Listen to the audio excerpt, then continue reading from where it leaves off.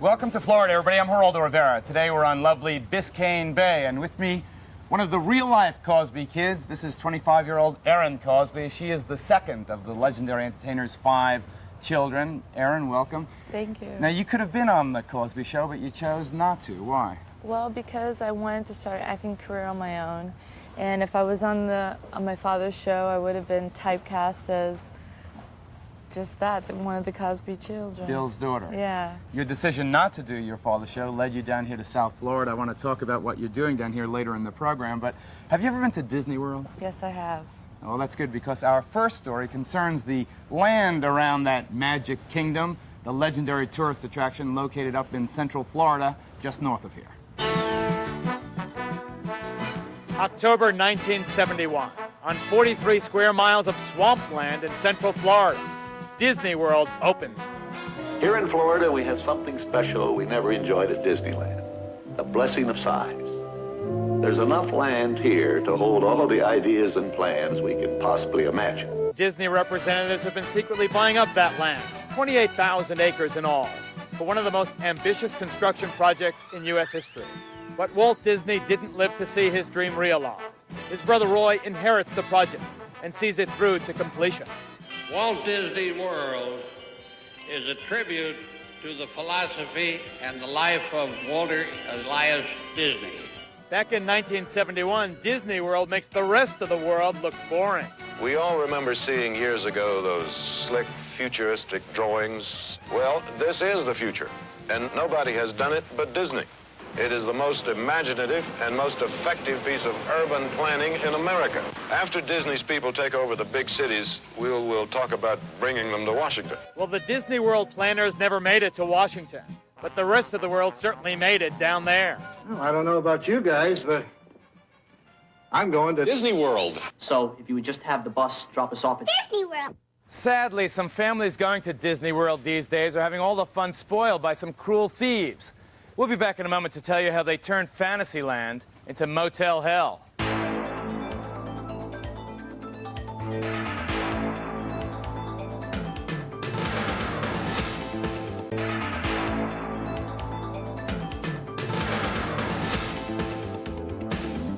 Welcome back.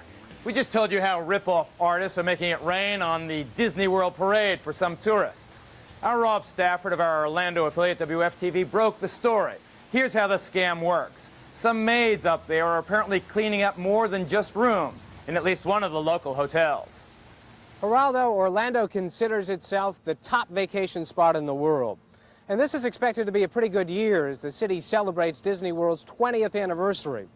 But there is another side to the tourism story you don't often hear about.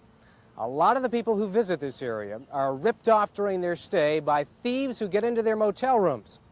We've investigated the problem over the past couple of years, and as you're about to see, some motels have not done enough to protect their guests. This man is posing as a motel burglar. We asked him to try to buy a master key from a maid. This man is serving life for a series of motel rapes and robberies. Isaac Green told us master keys are easy to buy. All you need is a few $100s, a dishonest employee, and a place to copy the key.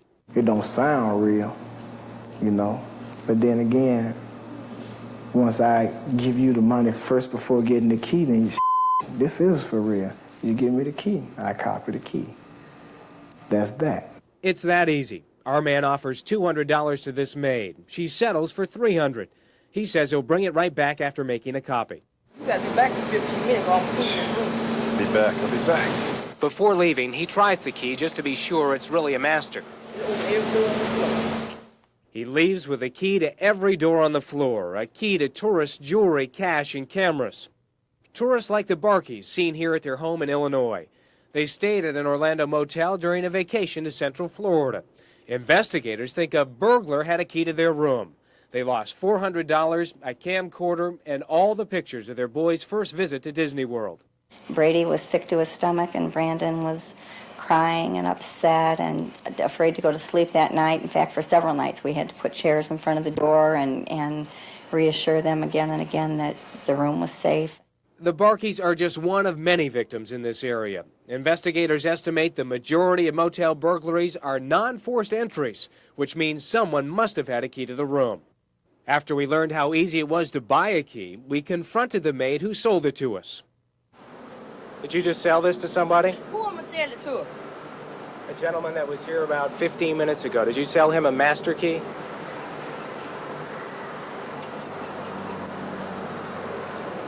No, but that's my key. What happened to it? Y'all must have got all my, they got my key on my chain. The maid's name is Williner Taylor. At the time we taped this story, she was a state prisoner on a work release program, serving a 3-year drug sentence. In addition to selling a master key to a potential thief, we caught her doing some stealing of her own. I'm Rob Stafford with Channel 9, and I'd like to know if you've been stealing out of rooms at this motel. She denies stealing anything, but take a look at this. We rent a room, leave a wallet on the dresser, and keep our camera running. Taylor goes right to work. She doesn't clean the room, but she does steal our money. And despite the evidence, she won't admit the theft. We saw you steal $20 from our room. Not me. You didn't steal anything? We have videotape of you stealing out of our room, room number 177 on the other side. I ain't got nothing to say. I ain't never cleaned one room 177, so it couldn't have been me. Well, we know you didn't clean the room. You just went in and stole from the room. Taylor wasn't the only dishonest employee working at the motel. Another maid stole from us when we moved over to this room. See for yourself. She didn't see our hidden camera, but she did see our wallet. She took the cash and then came back a little later and stole a card for an automatic teller machine. Again, despite the evidence, all we got was a denial. You stole $25 from our wallet, and then you stole a card that you can use at a bank to get money. Oh, no. You got me mixed up with somebody else. We have videotape of you doing it. No, you don't have videotape of me stealing no money, no bank card? No, you don't. You have me confused. No, we didn't. The pictures were clear. During our confrontation with the maid, the motel's general manager showed up to kick us off the property. I'm Rob Stafford with Channel 9. And this is private property, and you have no right to be here. So I would be very much appreciative if you and your cameraman would just leave. Before leaving, we told her about the security problems we'd found at her motel. We explained how 2 of her maids had stolen from our rooms. Then we returned the master key we'd bought from Williner Taylor just a few minutes before. We also have 2 of your maids stealing on camera, pictures of them stealing from 2 different rooms. Well, I certainly have no comment to make at this time, not until the hotel investigates your charges.